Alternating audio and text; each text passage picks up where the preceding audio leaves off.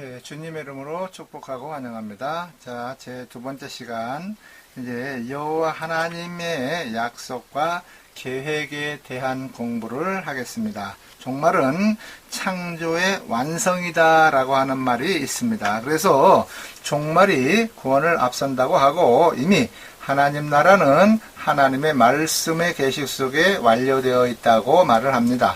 보이지 않는 하나님은 보이는 예수 그리스도라는 형상으로 나타났고, 보이지 않는 하나님 나라는 성전이나 이스라엘 성도의 몸 등의 모형이나 그림자로 보여졌습니다. 그래서 사도 요한이 완성되어 있는 천국을 보고 계시록을 쓴 것이고, 사도 바울이 3층 천에 올라가서 완성되어 있는 천국을 보고 어떠한 시련도 이길 수가 있었던 것입니다. 모세도 완성되어 있는 성막을 보고 본대로 지은 것입니다.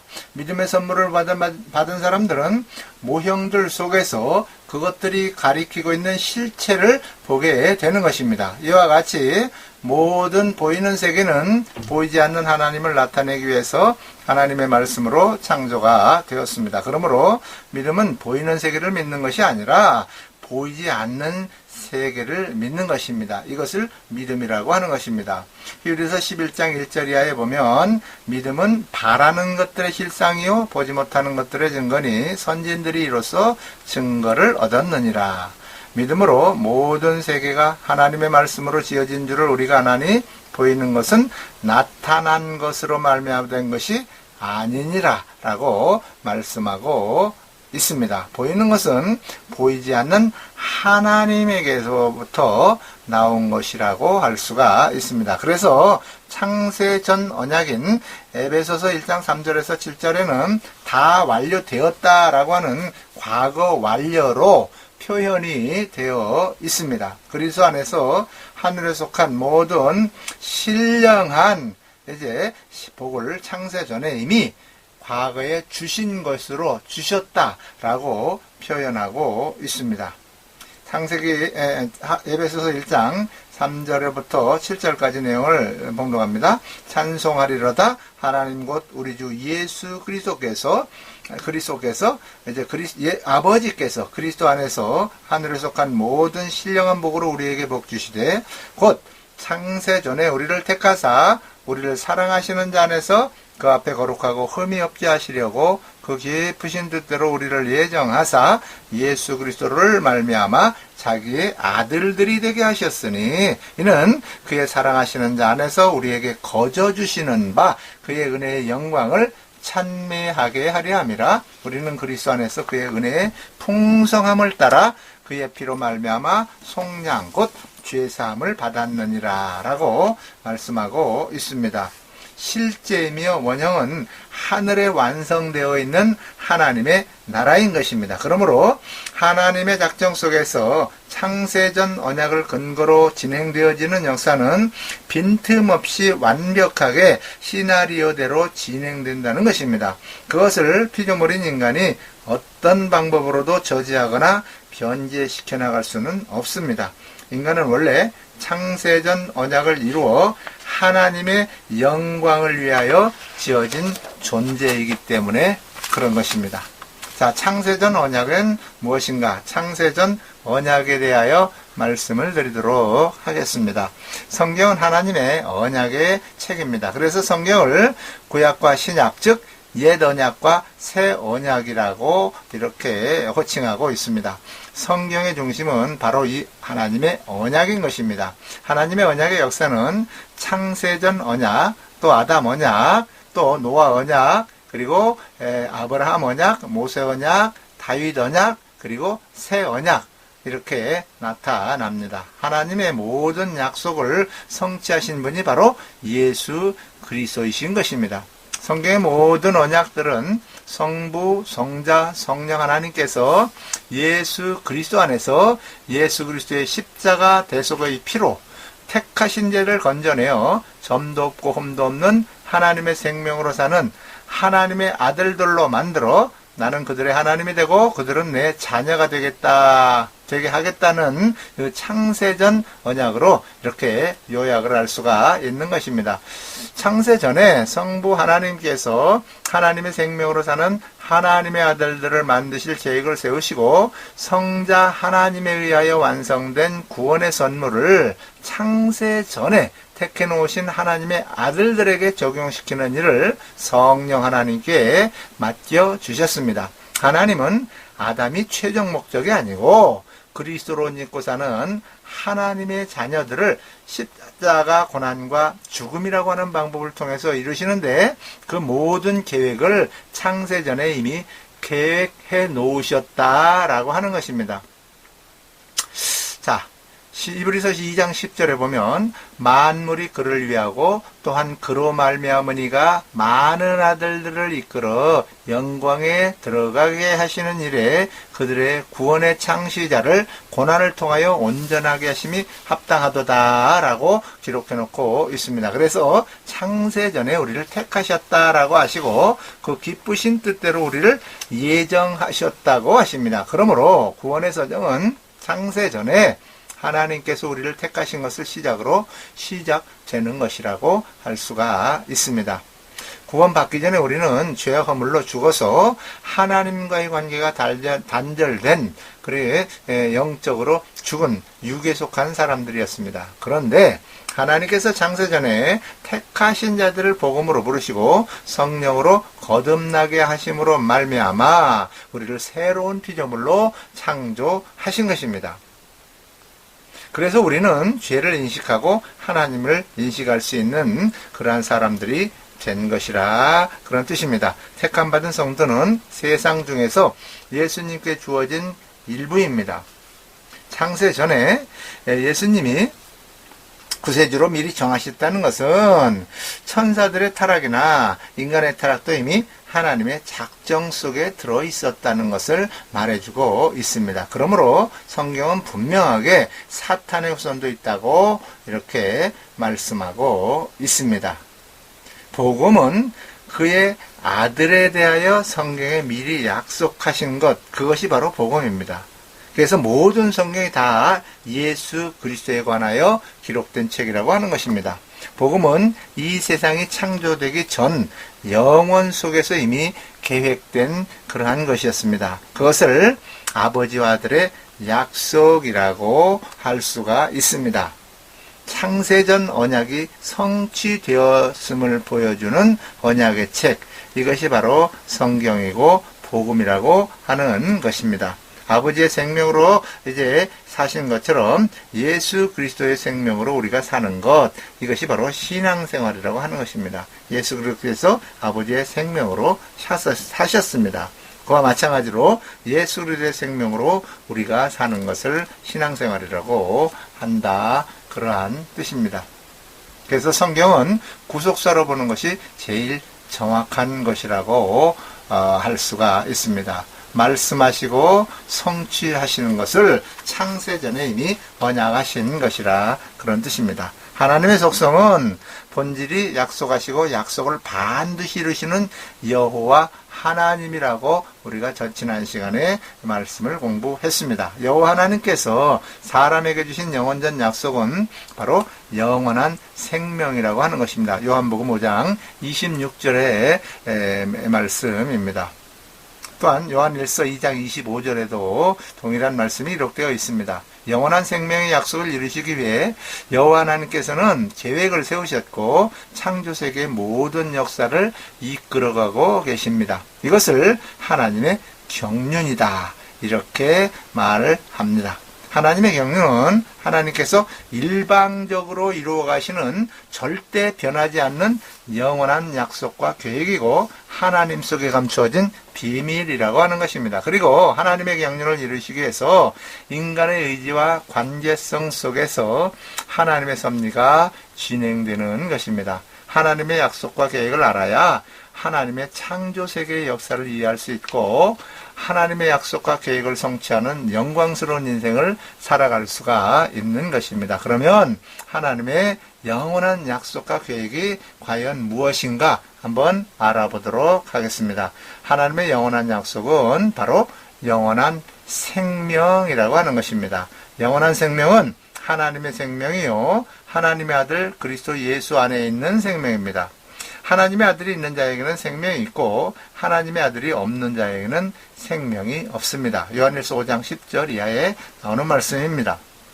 그리스도 예수 안에서 하나님의 생명으로 거듭나 깨어있든지 자든지 하나님과 함께 임마누엘 곧 영생의 삶을 사는 것이 하나님의 영원한 약속이라고 하는 것입니다. 하나님께서는 죄를 범한 인간들에게 모세 율법의 옛 언약을 주신 이후에 새 언약을 통해 하나님의 영원한 생명을 약속해 주셨습니다. 이 영원한 생명의 약속이 무엇이냐? 바로 복음이라고 하는 것입니다.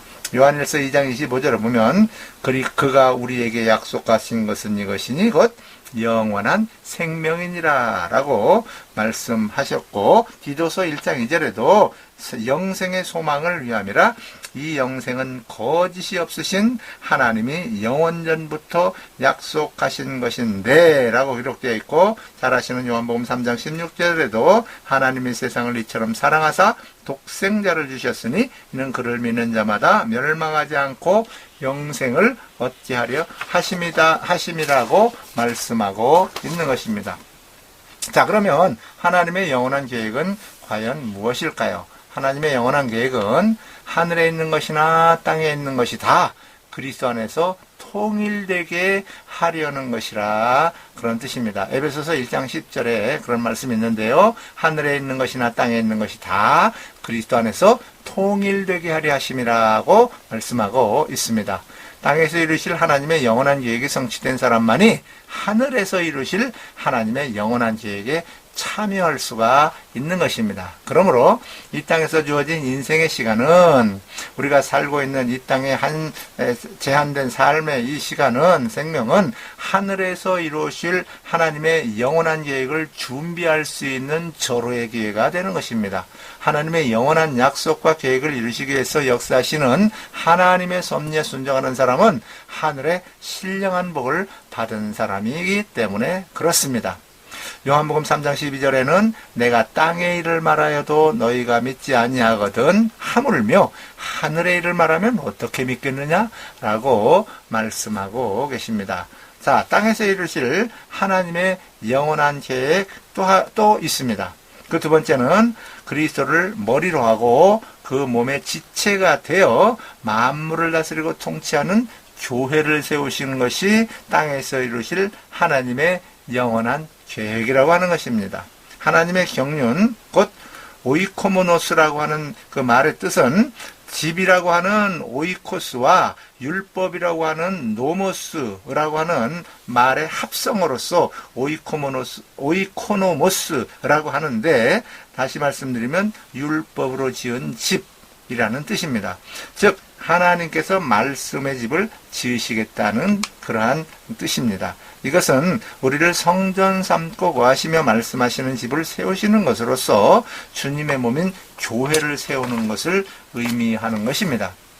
마태복음 16장 18절에 내가 내게 이르노니 너는 베드로라, 내가 이 반석 위에 내 교회를 세우리니 음부의 권세가 이기지 못하리라고 말씀하셨습니다. 또 에베소서 1장 22절 23절에 보면 만물을 그의 발 아래 복종하게 하시고 그를 만물 위에 교회의 머리로 삼으셨느니라. 교회는 그의 몸이니 만물 안에서 만물을 충만케 하시는 이의 충만이니라 라고 이제 말씀하고 있습니다. 또 골로새서 1장 18절에도 보면 그는 몸인 교회의 머리시라. 그가 은본이시오 죽은 자들 가운데서 먼저 나신 이시니 이는 친히 만물의 으뜸이 되려 하심이요 라고 말씀하고 있습니다. 그래서 이제 하나님께서 이 땅에서 이루실 영원한 계획은 바로 그리스도를 머리로 하고 그 몸의 지체가 되어서 만물을 다스리고 통치하시는 뭐를 세우는 것이다? 교회를 세우는 것이다. 그러한 말씀입니다. 자, 이 땅에 교회를 세우시기 위해서 사람을 창조하셨는데 어떻게 사람을 창조하셨을까요? 바로 하나님의 형상의 모양으로 창조하신 것입니다. 예수님은 하나님의 실제이십니다. 사람은 바로 실체의 그 모양이라고 하는 것이죠. 그래서 모양은 실체를 담는 그릇입니다. 사람을 하나님의 형상으로 지으신 목적은 하나님을 담는 그릇으로서 하나님의 집이 되어 살도록 하시기 위한 것입니다. 성령 안에서 오신 그리스도께서는 우리 안에 거하시며 살아계신 하나님의 성전 곧 심령 교회가 되어서 살도록 그렇게 하셨습니다. 다시 말씀드리면 하나님의 성전된 우리 몸이 하나님의 성전이라고 고린도전서 3장 16절에서 말씀하고 있습니다. 그렇지만 타락한 인간들은 하나님의 생명에서 떠난 자가 되었고 로마서 1장 28절에 말씀한 것과 같이 마음에 하나님 두기를 싫어하는 그러한 존재가 되었다고 말씀하고 있는 것입니다. 또 로마서 8장 9절을 보면 이런 말씀이 있어요. 만일 너희 속에 하나님의 영이 거하시면 너희가 육신에 있지 아니하고 영에 있나니 누구든지 그리스도의 영이 없으면 그리스도의 사람이 아니라고 말씀하고 있습니다. 또한 고린도전서 6장 19절 20절에 보면 너희 몸은 너희가 하나님께로부터 받은 바 너희 가운데 계신 성령의 전인 줄을 알지 못하느냐. 너희는 너희 자신의 것이 아니라 값으로 산 것이 되었다. 그런즉 너희 몸으로 하나님께 영광을 돌리라. 이렇게 했습니다. 무슨 값으로 산 것이 되었을까요? 예수 그리스도의 핏값으로 우리가 산 바 되었다. 팔린 바 되었다. 이렇게 말씀하고 있는 것입니다. 그러므로 하나님의 성전이 되어 살지 않는 사람은 하나님이 목적하신 온전한 그런 사람이라고 할 수가 없는 것입니다. 로마서 8장 29절에 보면 하나님께서 미리 아신 자들을 또한 그 아들의 형상을 본받게 하기 위하여 미리 정하셨으니 이는 그로 많은 형제 중에서 맏아들이 되게 하려 하심이라 라고 말씀하고 있고요. 또 갈라디아서 4장 19절에는 나의 자녀들아 너희 속에 그리스도의 형상을 이루기까지 다시 너희를 위하여 해산하는 수고를 한다라고 하였고 골로새서 3장 10절에는 새 사람을 입었으니 이는 자기를 창조하신 이의 형상을 따라 지식에까지 새롭게 하심을 입은 자니라 라고 말씀하고 있습니다. 하나님의 형상의 모양으로 교회를 세우시기 위해서 사람을 창조하셨습니다. 그리고 두 번째로는 두 사람이 연합하여 한 몸이 되라고 말씀하시고 명령하셨습니다. 사람을 한 영으로 만드시고 둘이 연합하여 한 몸이 되라고 명령하신 것은 하나님의 생명으로 하나가 되어 사는 가정을 세우시기 위해서입니다. 하나님의 생명으로 하나가 된 남편과 아내를 통해서 하나님의 생명으로 사는 경건한 자손들이 이제 세워지는 것이다. 그렇게 할 수가 있습니다. 말라기 2장 15절에 보면 그에게는 영이 충만하였으나 오직 하나를 만들지 아니하였느냐? 그리하여 어찌하여 하나만 만드셨느냐? 이는 경건한 자손을 얻게 하려 하심이라 라고 말씀하고 있어요. 여기서 경건한 자손이라는 것은 무엇이냐? 하나님의 생명으로 사는 그러한 사람을 얻고자 한 것이다. 이렇게 말씀하고 있는 것입니다. 자, 이 땅에서 행하신 예수 그리스도의 모든 사역은 무엇으로 과연 완성이 될까요? 예수 그리스도 사역이 완성되는 것이 과연 무엇이냐? 그것은 하나님의 생명으로 거듭난 하나님의 아들들을 그리스도의 몸인 교회로 세우신 다음에 하나님의 영광으로 이끌어 가시는 것으로서 완성이 되는 것입니다. 히브리서 2장 10절에서 13절에 동일한 내용이 기록되어 있습니다. 제가 한번 읽어볼까요? 그러므로 만물이 그를 위하고 또한 그로 말미암으니가 많은 아들들을 이끌어 영광에 들어가게 하시는 일에 그들의 구원의 창시자를 고난을 통하여 온전하게 하심이 합당하도다. 11절에 거룩하게 하시는 이와 거룩하게 함을 입은 자들이 다 한 근원에서 난지라. 그러므로 형제라 부르시기를 부끄러워하지 아니하시고 12절에 이르시되 내가 주의 이름을 내 형제들에게 선포하고 내가 주를 교회 중에서 찬송하리라 하셨으며 또 내가 다시 내가 그를 의지하리라 하시고 또다시 볼지어다 나와 및 하나님께서 내게 주신 자녀라 하셨으니 라고 말씀하고 있습니다. 예수님께서 말씀하시는 땅의 일은 사람의 육신을 입으시고 이 땅에 오셔서 인류의 모든 죄를 십자가로 대속하시고 부활 승천하사 하늘의 참 성소에서 영원한 속죄를 이루셨으며 이제는 성령으로 오셔서 복음을 듣고 믿는 자들을 성령으로 거듭나와 하나님의 나라를 볼 수 있고 들어갈 수 있는 그러한 하나님의 자녀로 새롭게 창조하시는 것이라는 뜻입니다. 그리고 맏아들인 예수님의 형상을 본받아 예수님처럼 하나님의 성전이 되어 살다가 맏아들이신 예수 그리스도께서 많은 아들들 곧 하나님의 성전이 되어 사는 주의 몸인 교회를 하나님의 영광으로 이끌어가는 것입니다. 이 영광의 반열에 참여하는 자가 바로 하늘의 신령한 복을 받은 사람들이라고 하는 것입니다. 자, 그러면 하나님께서 이제 이 땅에서 이루실 영원한 계획에 대해 이제 살펴봤는데, 이제는 하늘에서 이루실 하나님의 영원한 계획에 대하여 공부하는 시간을 갖도록 하겠습니다. 하나님께서 하늘에서 이루실 영원한 계획은 무엇일까요? 그것은 교회로 말미암아 하늘에서 정사와 권세들에게 하나님의 각종 지혜를 알게 하는 것이 바로 하나님의 영원한 계획이라고 하는 것입니다. 하나님의 각종 지혜는 거룩하고 또한 의롭고 선한 하나님의 율법 곧 하나님의 사랑이라고 하는 것입니다. 율법의 기본 정신은 바로 사랑입니다. 그리스도 안에는 하나님의 모든 지혜와 지식의 보화가 감추어져 있습니다. 그러므로 교회가 하늘에서 정사와 권세들에게 하나님의 각종 지혜를 알게 한다는 것은 예수 그리스도께서 우리에게 하나님의 사랑을 알게 하신 것처럼 그리스도의 몸인 교회도 하늘에서 정사와 권세들에게 하나님의 사랑을 알게 하고 또한 하나님의 구원의 비밀과 하나님의 지혜이신 그리스도를 알게 하는 일입니다. 이렇게 함으로 하늘에 있는 것이나 땅에 있는 모든 것이 그리스도 안에서 통일이 이루어지는 것이라 그런 뜻입니다.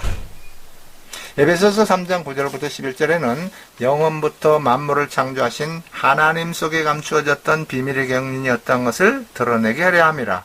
이는 이제 교회로 말미암아 하늘에서 있는 통치자들과 권세들에게 하나님의 각종 지혜를 알게 하려 함이니 곧 영원부터 우리 주 그리스도 예수 안에서 예정하신 뜻대로 하신 것이라 라고 말씀하고 있습니다. 또한 고린도전서 2장 6절에서 8절 말씀에는 그러나 우리가 온전한 자들 중에서는 지혜를 말하노니 이는 이 세상의 지혜가 아니요 또 이 세상에서 없어질 통치자들의 지혜도 아니요 오직 은밀한 가운데 있는 하나님의 지혜를 말하는 것으로서 곧 감추어졌던 것인데 하나님이 우리의 영광을 위하여 만세전에 미리 정하신 것이라. 이 지혜는 이 세대의 통치자들이 한 사람도 알지 못하였나니 만일 알았더라면 영광의 주를 십자가에 못 박지 아니하였으리라 라고 말씀하고 계신 것입니다.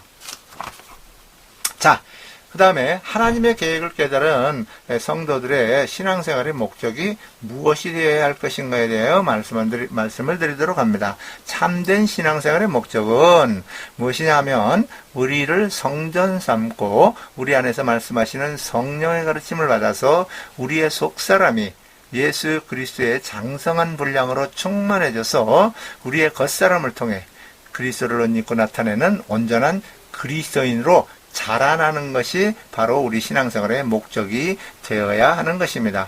그리스도의 몸인 교회는 이제 머리이신 그리스도의 가르침을 받아야 올바로 세워질 수가 있는 것입니다. 그리스도인들은 이 땅에서 속 사람이 그리스도의 장성한 분량으로 충만해진 다음에 겉사람을 통해 그리스도를 옷 입고 그리스도를 나타낼 뿐만 아니라 그리스도를 알게 하는 그리스도인의 직분을 잘 수행해야 되는 것입니다. 그래야 장차 하늘에서도 정사와 권세들에게 하나님의 각종 지혜를 알게 하고 하나님을 섬기도록 하는 그리스도의 직분 곧 왕과 선지자와 제사장 사역을 행할 수가 있게 되는 것입니다.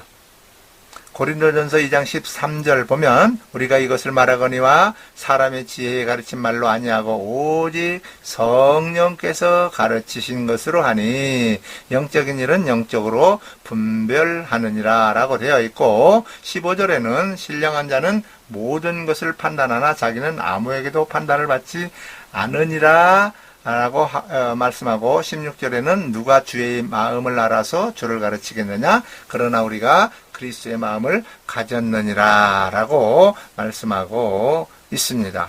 고린도후서 4장 16절 이하에는 그러므로 우리가 낙심하지 아니하노니 우리의 겉사람은 낡아지나 우리의 속사람은 날마다 새로워지도다.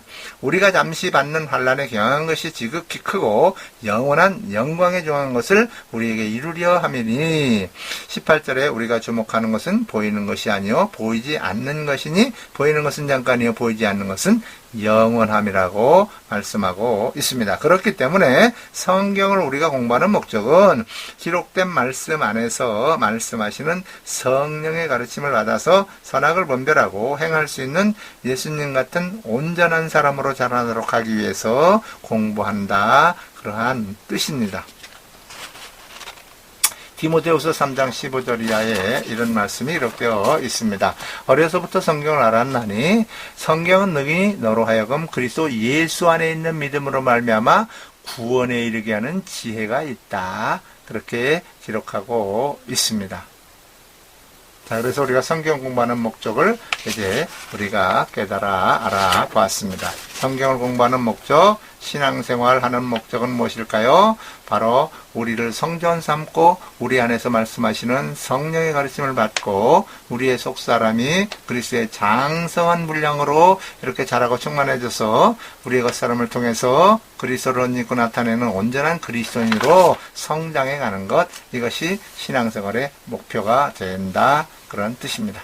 자, 바울은 교회 일꾼의 사명에 대하여 교훈을 하고 있는데 몇 가지로 이렇게 정리를 할 수가 있습니다. 첫 번째, 교회 일꾼의 사명은 하나님의 말씀을 이루는 것이라고 할 수가 있습니다. 골로새서 1장 25절과 26절에 보면 내가 교회의 일꾼이 된 것은 하나님이 너희를 위하여 내게 주신 직분을 따라 하나님의 말씀을 이루려 함이니라. 이 비밀은 만대와 만세로부터 감추어졌던 것인데 이제는 그의 성도들에게 나타났고라고 말씀하고 있습니다. 또한 에베소서 3장 1절 이하에도 그런 말씀이 나오는데 이제 3절을 보면 곧 계시로 내게 비밀을 알게 하신 것은 내가 먼저 간단히 기록한 것 같다 하면서 그것을 읽으면 내가 그리스도의 비밀을 깨달은 것을 너희가 알 수 있으리라 라고 기록해 놓고 있습니다. 다시 말씀드리면